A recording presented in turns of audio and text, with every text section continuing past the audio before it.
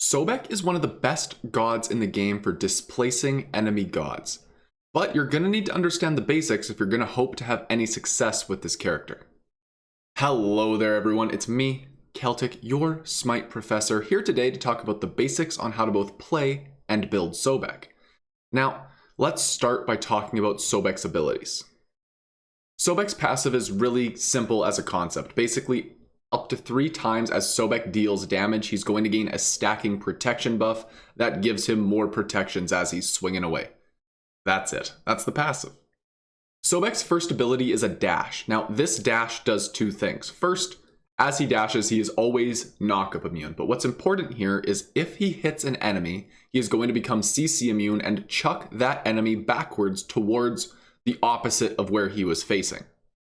This is the best displacement tool in the game, arguably, because though it does put you out of position, it is very much so going to throw whoever you were hitting out of position as well. Sobek's second ability is just a circle attack.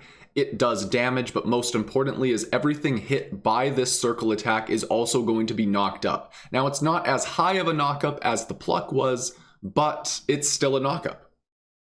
Sobek's third ability is a large cone attack. Now, this cone, everything hit by it is going to be dealt damage, and they're going to receive 50% less healing for 4 seconds. On top of this, if Sobek is hitting enemies, he is also going to heal himself. Now, this is a flat heal plus some scaling, but what's important to note here is it only is going to proc for the first 3 minions or gods that are hit by this ability. Now, for Sobek's ultimate, there's a lot going on, so I'm going to break this into 2 categories. What's happening to Sobek and what's happening to enemies. First, let's talk about what happens to Sobek. So Sobek is going to dive under the water, where he is going to be both crowd control immune and gain 20% more protections. Now, on top of this, Sobek gains another buff, which basically regenerates 10% of his mana for every second that he is under the water. Now, from there, we also have effects that happen to enemies.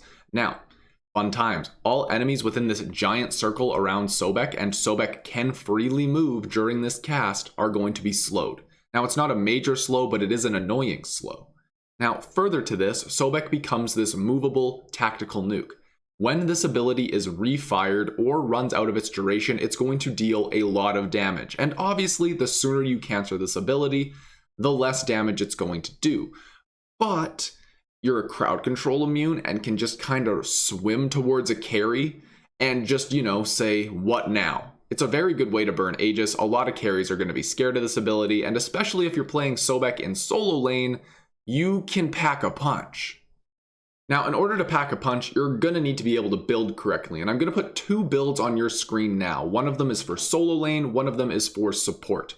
Now, these builds differ because you're, difference in playstyle when you're playing solo lane or support. Solo laners are diving enemy carries, supports are protecting your own carries. That's the general way you go about it. In both cases, you can look to use your pluck to engage, but remember, miss your pluck and you're probably fucked.